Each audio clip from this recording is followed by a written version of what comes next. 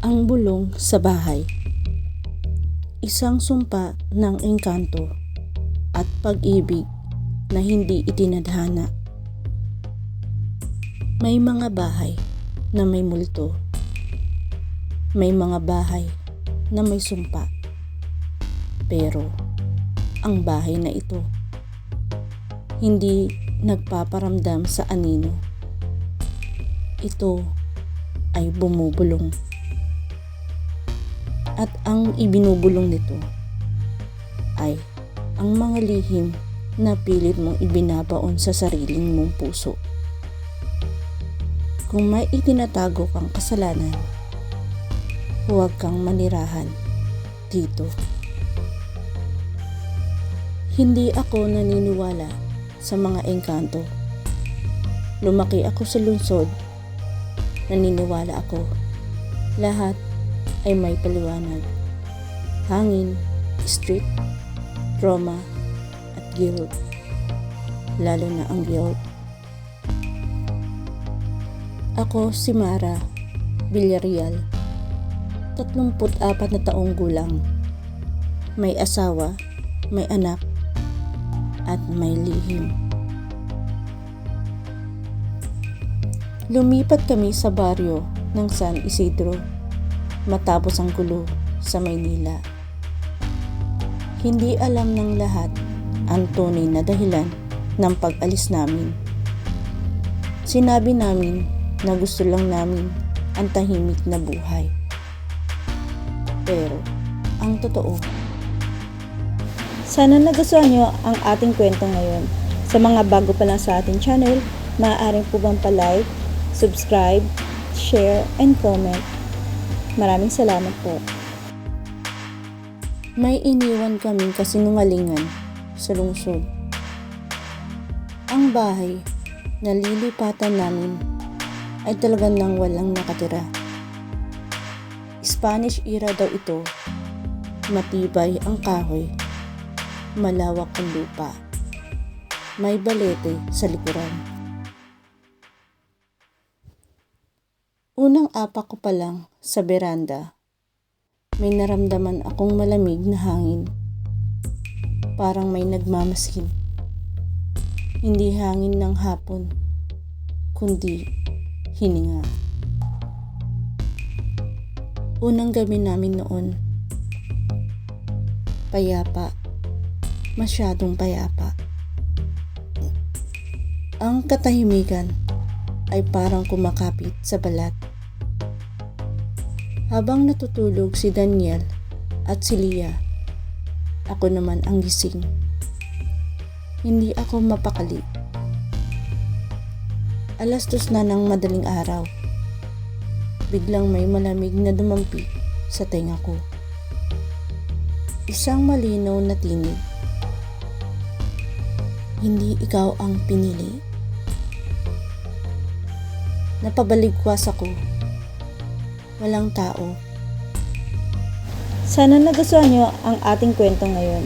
Sa mga bago pa lang sa ating channel, maaaring po bang pa-like, subscribe, share, and comment.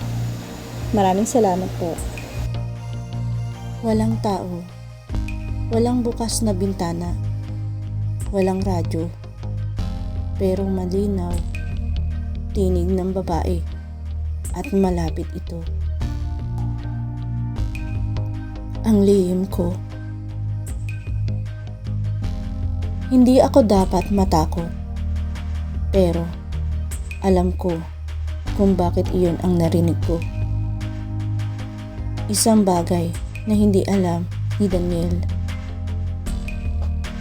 Noong engaged pa kami, may iba siyang minahal. Si Bea. Mabait, tahimik, mahinhin. Hindi ako dapat ang pinakasalan. Pero ako ang nanalo. Hindi dahil sa mas mahal niya ako, kundi dahil mas marunong akong lumaban at magsinungaling. Sana nagustuhan nyo ang ating kwento ngayon. Sa mga bago pa lang sa ating channel, maaaring po bang pa-like, subscribe, share, and comment. Maraming salamat po. Hinahanap ko si Bea noon. Kinausap, pinaniwala na hindi siya sapat. Pinakita ang mga ebidensya, nagawa ko lang.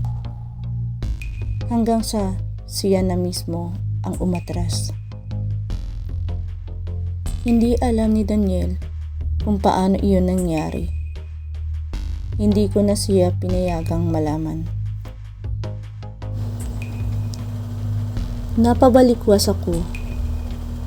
Katabi ko si Daniel, mahimbing na natutulog.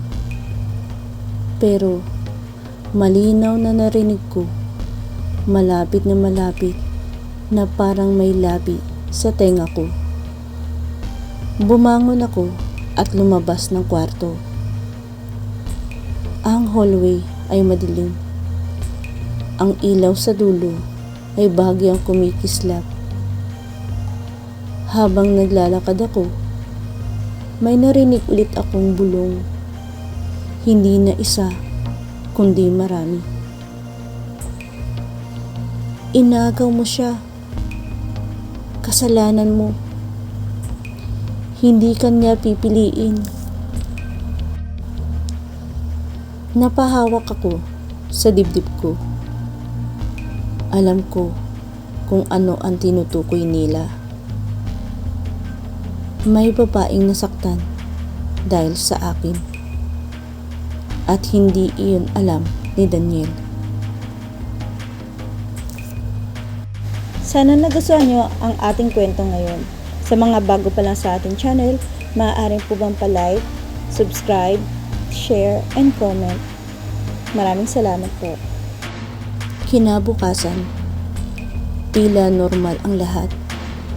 Ngunit, napansin ko ang pagbabago kay Lia. Tahimik siya, hindi tulad ng dati na masigla. Mama, sabi niya habang nag-aalmusal. May nakatira ba sa aparador ko? Nalaglag ang kutsara ko. Bakit mo naman natanong? May pumupulong po sa akin. Sabi niya, alam ko ang ginawa ng mama mo. Namutla ako. Imagination lang yun, anak. Umiling siya. Hindi po. May babae sa loob. Maganda siya. Pero may ang mata niya parang puno. Parang puno? Bigla akong naalala ang balete sa likod ng bahay. Ang mga alamat ng engkanto. Mga nilalang na naninirahan sa matatandang puno at lumilipat sa bahay kapag ginagambala. Hindi ako naniniwala. Pero bakit parang kami ang ginagambala? Sana nagustuhan nyo ang ating kwento ngayon. Sa mga bago pa lang sa ating channel, maaari po bang pa-like, subscribe, share, and comment. Maraming salamat po. Lumipas ang ilang araw at lalong lumalakas ang mga bulong. Hindi lang ako ang nakakarinig. Isang gabi, bumaba si Daniel mula sa kwarto, pawisan at galit. May nagsasalita sa akin, sabi niya. Nanlamig ang katawan ko. Anong sabi? Tumitig siya sa akin. Sabi niya, ikaw ang tunay na mahal niya. Nanghina ang tuhod ko. Hindi ko alam kung ano ang mas nakakatakot, ang bulong o ang posibilidad na totoo iyon. Dahil sa kabila ng lahat, may bahagi ng puso ko na hindi pa rin kay Daniel. May bahagi sa akin na nakaangkla sa nakaraan, sa isang lalaking hindi ko pinili. Isang hapon, habang mag-isa ako sa sala, narinig ko ang malinaw na tinig ng babae. Hindi na ito bulong. Mara. Nanigas ako. Mara, alam mo kung sino ako. Lumayas ka, pabulong kong sabi. Tumawa siya, mahina pero matalim. Sana nagustuhan nyo ang ating kwento ngayon. Sa mga bago pa lang sa ating channel, maaaring po bang pa-like, subscribe, share, and comment. Maraming salamat po. Ako ang itinakwil mo. Ako ang dapat narito. Napaluha ako. Wala ka ng karapatan. Mayroon, sagot niya. Dahil hindi ikaw ang itinadhana.